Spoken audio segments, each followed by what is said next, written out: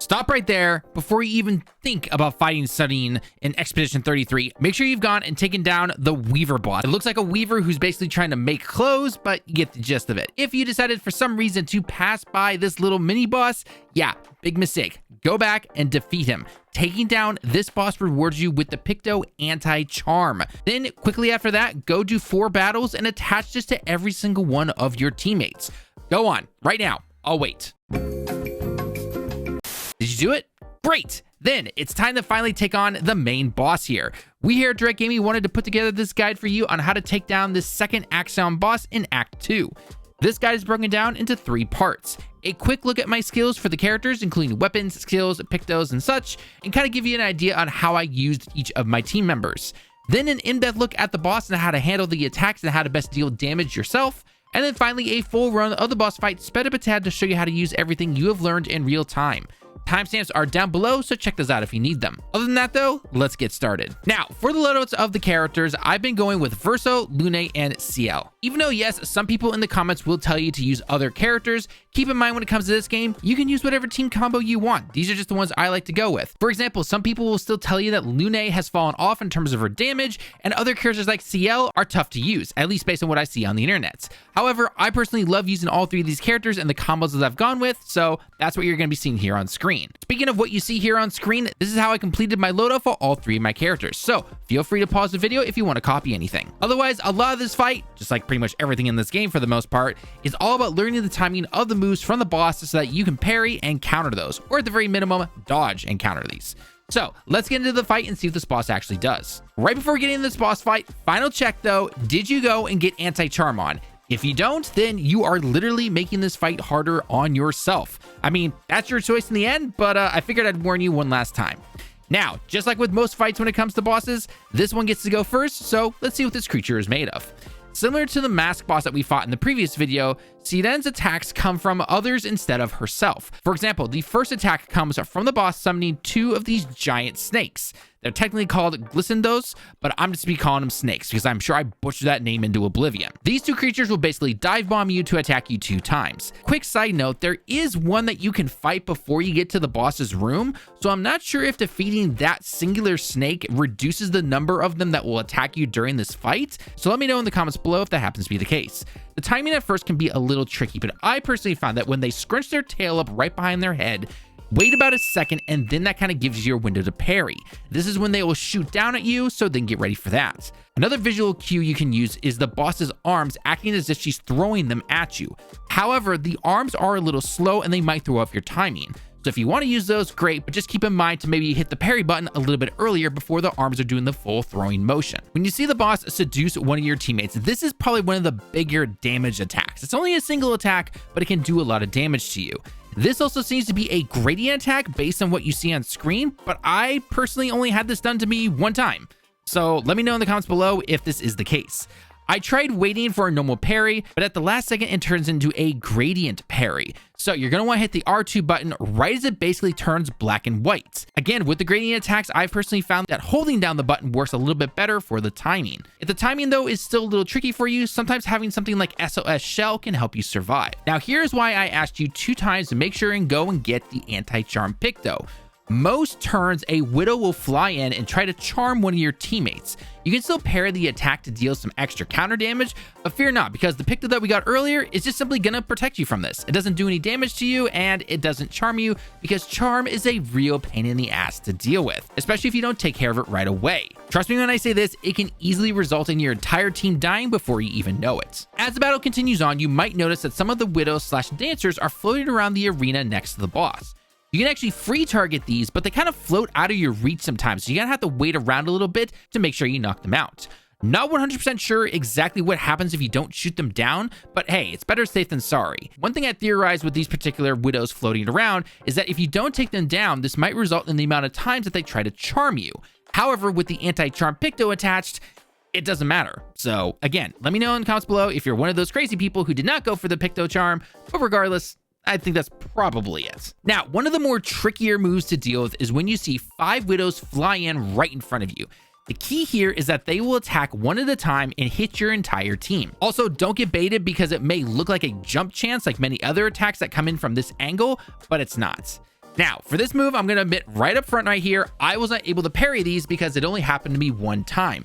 But for the timing, after watching the B-roll, I noticed some windows of opportunity here that you might be able to take advantage of. I noticed when the widows go to the side, their weapons will actually start to glow with the element of the attack they are using, and they'll hold their dagger to the side of them before swinging around and attacking the entire group.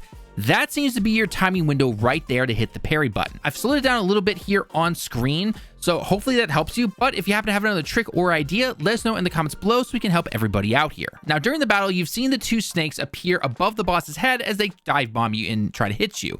However, when you see the two snakes appear on the side of the arena, you'll be prompted by 3 jump opportunities. Do not hit the jump button right away as you see the symbol over their heads though. Wait until you see their heads actually about to hit the ground and then jump and counter with the R2 button.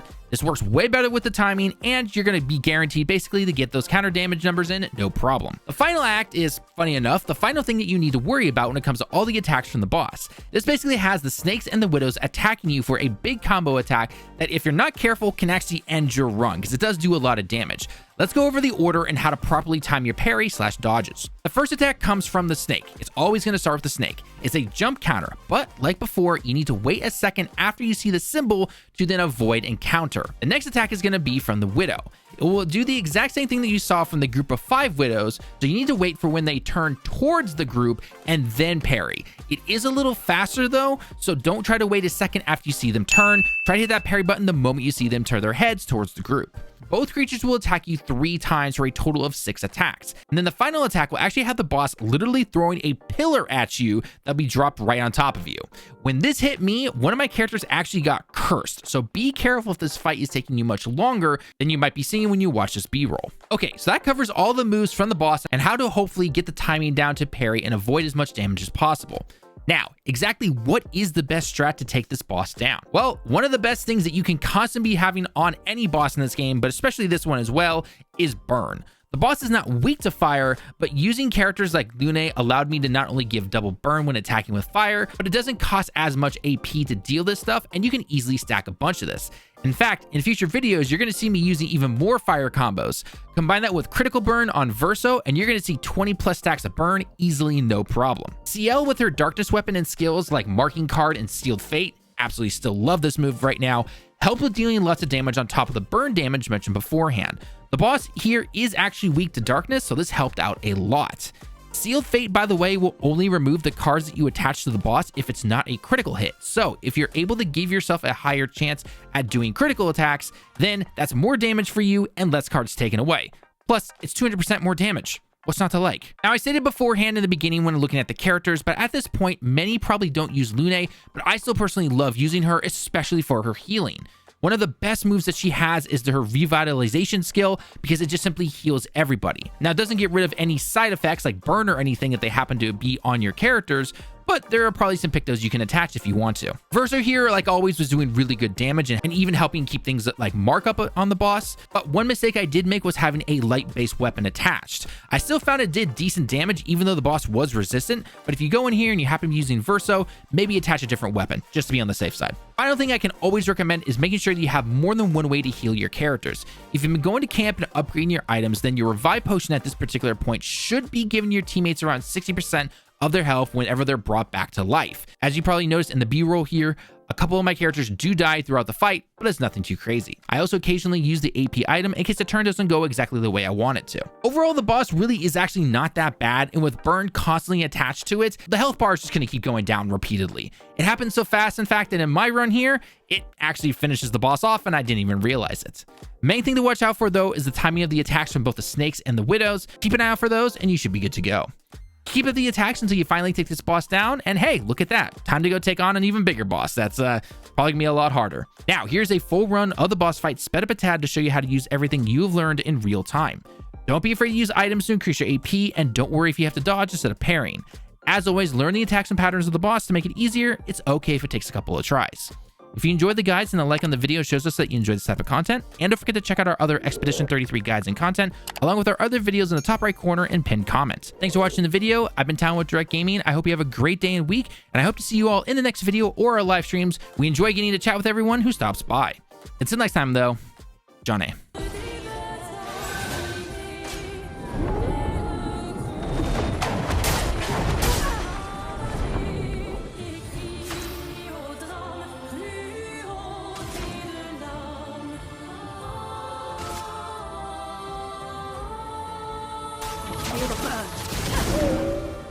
better.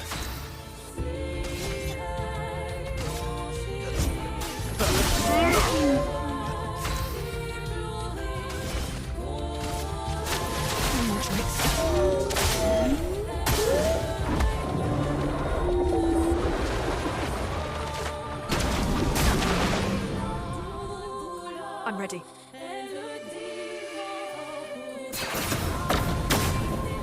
Let the ink flow.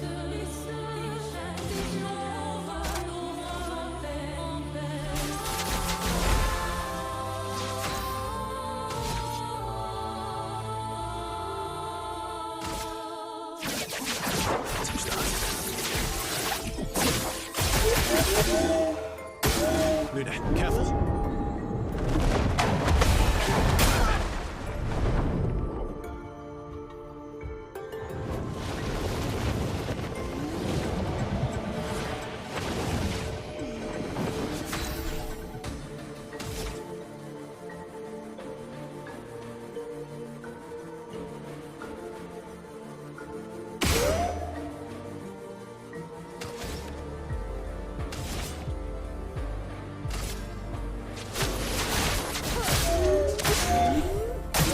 I'm ready.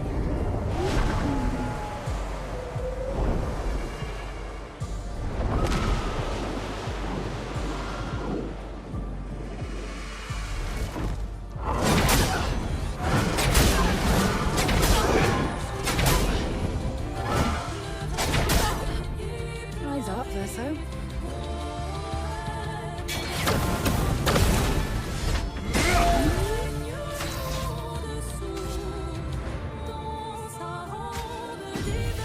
Sorry, I failed.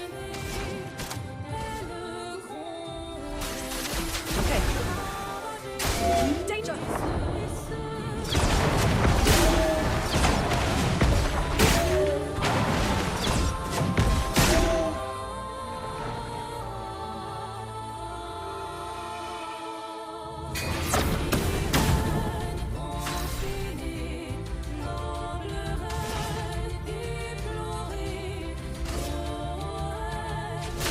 No more tricks.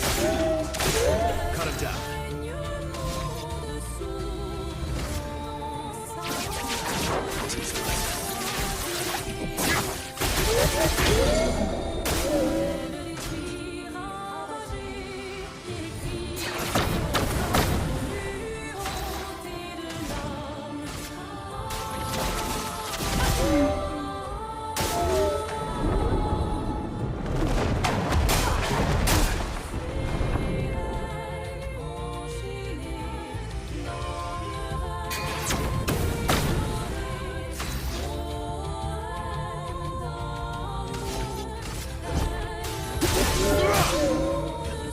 So be it.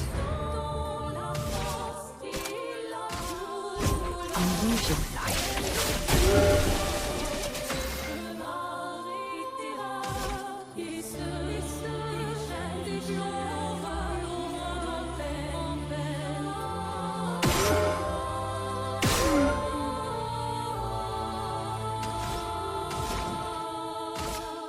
Feel the burn.